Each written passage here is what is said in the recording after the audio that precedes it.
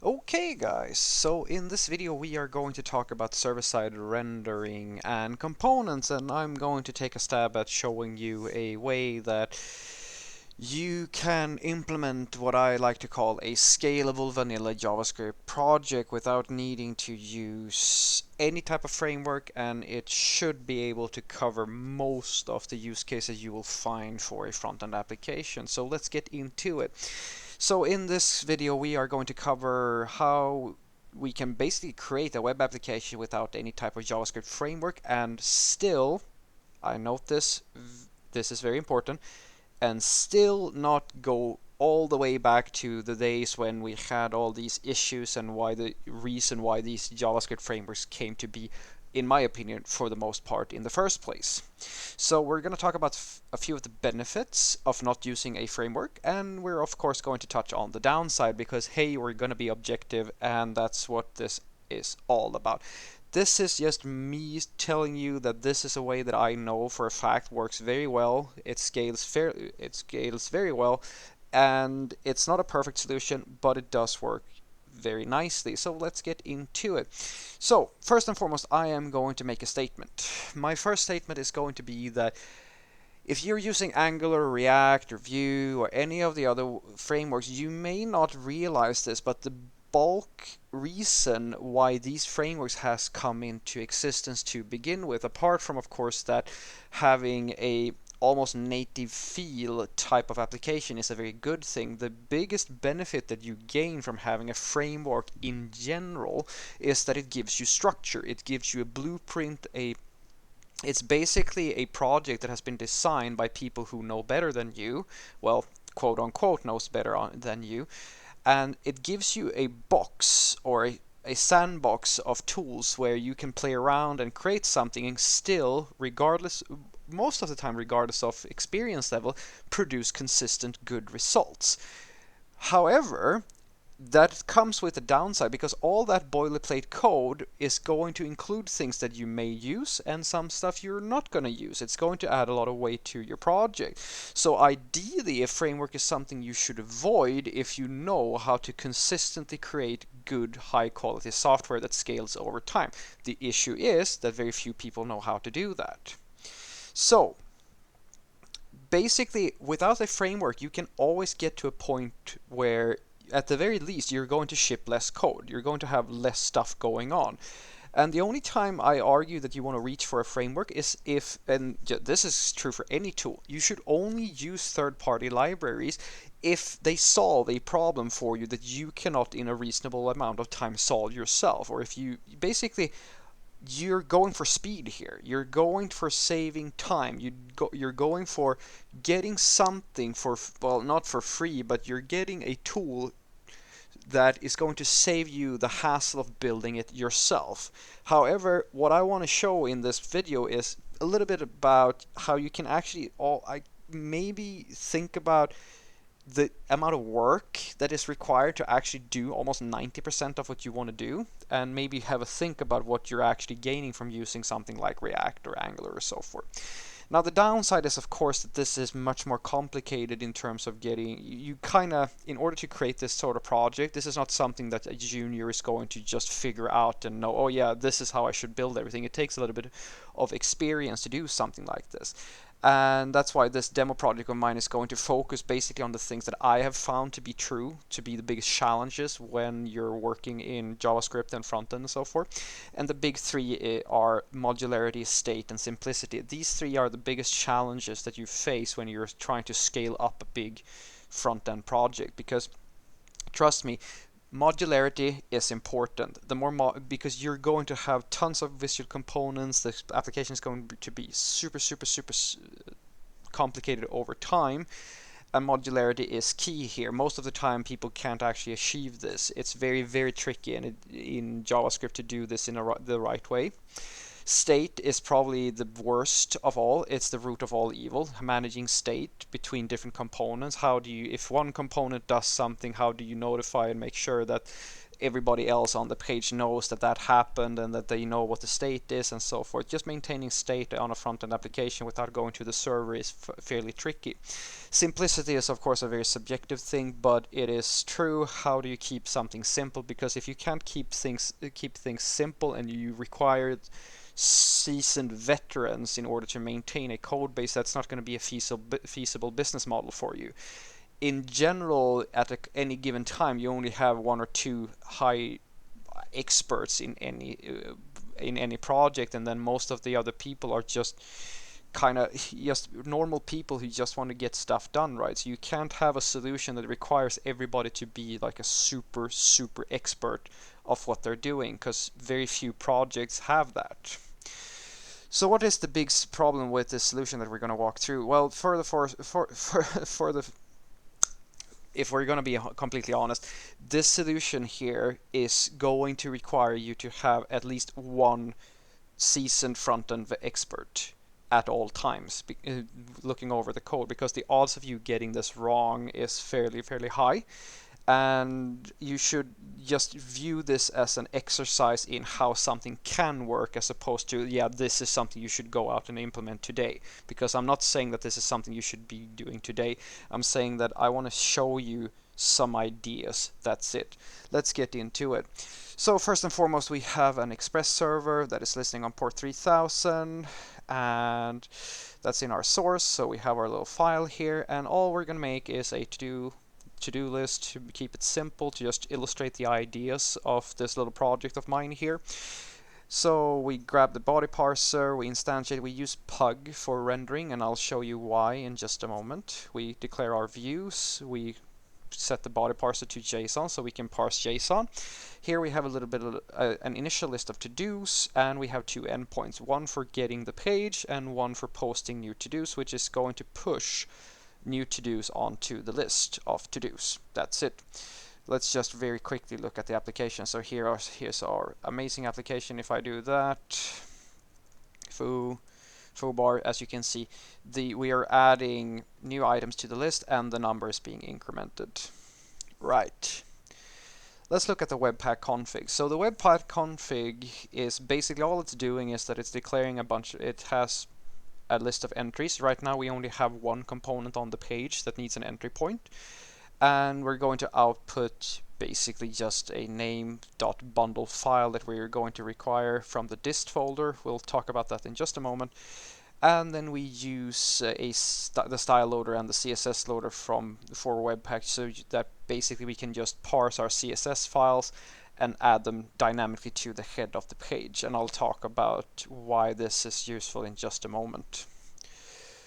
Okay, let's take a look at the views first and foremost. So let's look at our index here. So in the index file, we have an include here. So components entry to-do list.pug is being included. We declare our HTML, our header. Let's look at the includes here. First and foremost, the header is dirt simple. So basically this is just a title and some base styles, and this is why I'm using Webpack and the style loader, because the way that I see it is that in the head of the document, what you want to do here is that you want to inline the styles that are going to be the base style. So in order for you to get a page that feels like it's loading almost instantly, what you want to do is that you want to include the absolute bare minimum styles that you need in order to show some meaningful content to the user. Now you can go even fancier with this. You could add more styling for the base components that are going to be above the fold, or basically the first thing that the user is going to see in the head of the document. And thanks to Webpack Style Loader, what's going to happen next is that the user is going to see all the server-side rendered stuff with all the nice styling because of that header. And then when the JavaScript is loaded, it's going to inject all of the stuff that we need to see the rest of the page. So let's just open this here. And let's look at it. So these are the styles that you saw in my Pug file, and these are the styles that are being injected thanks to Webpack. Some will ask, okay, why not just use a CSS file? And I kind of go, well, because the CSS file is actually not going to be loaded instantaneously, so the base styles kind of that's actually a very good practice. You want the base styles to be in the head because that's going to be the most efficient way to show something on the page as quickly as possible. And if you're already doing that, there's no real reason for you to not use the style loader and the CSS loader, because breaking that out into a separate CSS file doesn't gain you anything, because it's most likely going to get cached in the same way as the JavaScript. So don't have to do that extra work unless you have a really good reason to. Then let's look at the footer. All the footer is doing is that it's grabbing our bundle, which is going to be outputted here. This is our Webpack file that's being outputted when we do basically when we're doing this here, when we're building the bundle. So those are the main things. Now we have an H1 and a span, which is going to hold the number of the to-dos. And then we have this thing here, which is a mixin. And this is the power of this server-side rendered type of idea that or rather this is where everything kind of comes together, at least for me. So in SPA land and React land and Angular and so forth, they pride themselves on having this component mindset, that you have some type of tree structure of different components that all fit together in a nice way. And what I want to show you is that this is actually possible with just server-side rendering as well. There's no real... I don't want you to make the mistake that this idea of a tree structure of components is only feasible or only possible inside a SPA framework. This is possible with standard technology. So let's look at this mix in here. This is what we're getting from our to-do list here. So let's open this components directory. So we have something called common. Let's look at that. So we have some type of store here. We're going to touch on that in just a moment. And then we have our entry. This is a fairly common pattern in React land. What usually this means is that, okay, I have an entry folder within my components directory, which means that, okay, these are the root components. And as we can see here, there's a to-do list component, something, whatever this is. I open this and I see that, hey, that's the file. Let's look at the file. Okay, so I'm importing components to do. Let's look at that. So this component has a child component, and all that is another mixin that takes in some to-do and returns a list element with a class and a to-do, if you will. So that's what that's doing. Okay, cool. Let's look at this. So this mixin or component, quote unquote, takes in a bunch of to-dos, and it's going to create a UL with some data-js stuff here and a class. And then it's going to loop through all the to-dos, and it's going to use the to-do component or mixin, which we saw here, this nested thing, to output basically all the list element. And underneath it all, it's going to create a form with no action and some data.js, whatever that is, and an input of text and a placeholder of to-do and some data-js thing. Okay, cool. So what basically is happening here is that this little mix in here is basically our root component. This is in React land the same thing as doing document.createElement. Sorry, no, not create element, but React DOM.render element or whatever. I can't remember the function name right now, but basically this is the same idea. So this is the root component that we're adding to the page. So let's just look at that for a moment. If we look at the structure, so this folder is containing everything we need in order to create this component, the CSS file, the HTML file, and some libraries with a bunch of JavaScript and its own nested components. And this is what I want you to take away from this. The power of this component mindset does not necessarily have to be only in SPA land. You can achieve the same type of thing by doing it server-side. The only difference here is that we have a HTML file inside. In my opinion, that's the biggest difference here. You have an HTML file that is required by this index file, but you still have that encapsulation that you have from a modularized way of thinking. You have the to-do list directory, and everything that is associated with the to-do list component is found inside of the to-do list directory. That's all the magic there is. So we have our styles, which are just some basic styles. Let's look at the index. There's a bunch of code here. Let's look at that for a moment. Okay, so we are grabbing the styles. What's going to happen now is that Webpack is going to realize that, hey, I'm requiring some styles, and this is where you saw earlier that second style tag is going to include the styles from this component, right? Then we have a store, we have a reducer, just as you would have expected from a Redux type of application. We have some actions, we have some libraries, some utility functions here, okay, and then we do something here. So here is where that data.js thing is coming into play. So we are grabbing a bunch of elements that we expect to be on the page. Number of to-dos, form, list, and text field. Now the reason I do this is because using a custom attribute instead of an ID or a class name scales much better, because when you see a HTML element that has this on top of it, this is actually, when I'm reading this HTML code, my first thought is, okay, I understand that this element now has a semantic meaning, or it has a dependency, or some JavaScript is going to hook into this somehow. So I can't just, I have to be aware of that. If I change this element or if I remove it, I have to make sure that I'm cleaning up the JavaScript as well. If you just use a class name or an ID or something, there is no way for you to know if that element is connected to the JavaScript in any way. So I think this is a nice way to explicitly say, hey, this element is using JavaScript.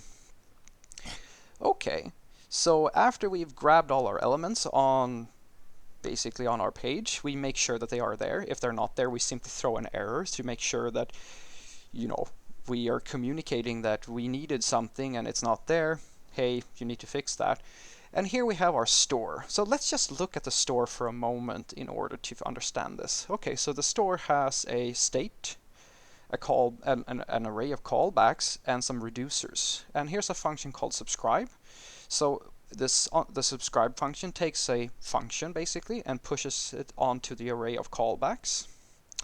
Then we have a dispatch function that takes an action, and all it's going to do is that it's going to run through the reducers, and it's going to basically grab the state and the reducer function. It's going to call the reducer function with the state and the action, and then it's going to return the state, which is basically means that every reducer function needs to take in the action and the state and return the updated state. That's how it works. And this is the essence of how Redux works under the hood, basically.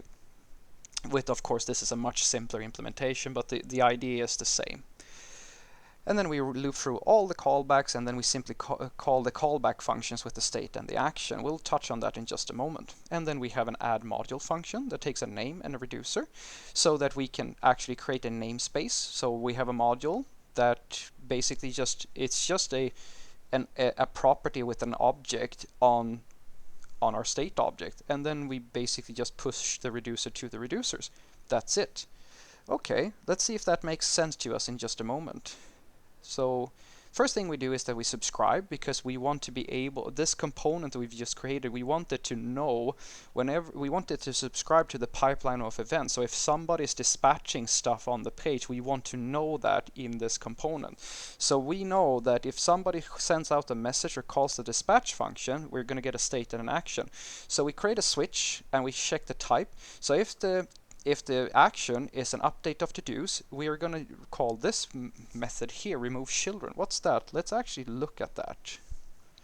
Let's look at this. So remove children is just a function that takes in a node. It checks and it goes through a while loop, and it basically, all it's going to do is that it's going to remove all the children from the node as long as there is a first child, and then it's going to return the node.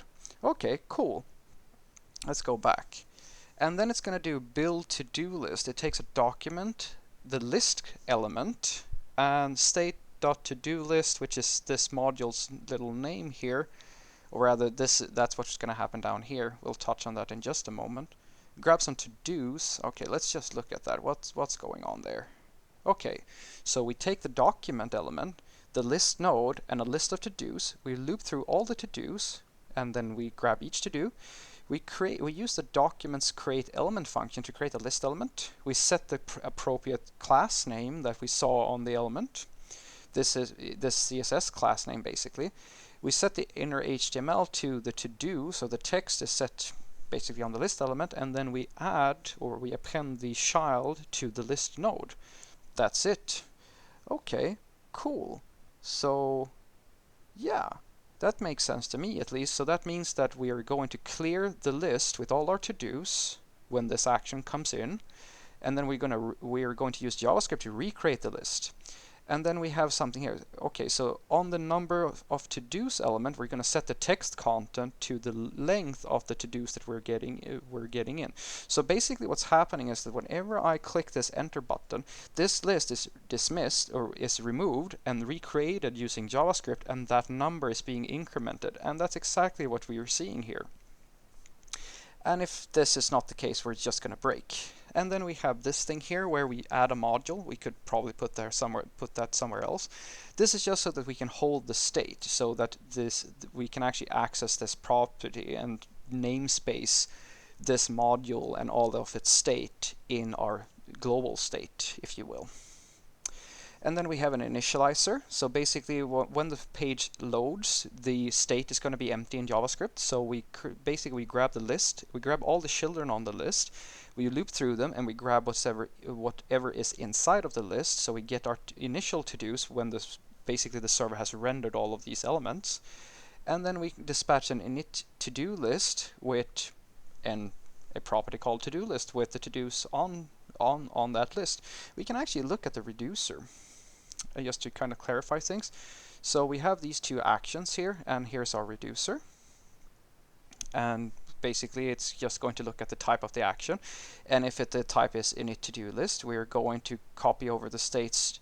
We're going to create a new state from the state and overwrite the to-do list module or the to-do list object with whatever to-do list is on the action, which is this thing here, this object with all the to-dos.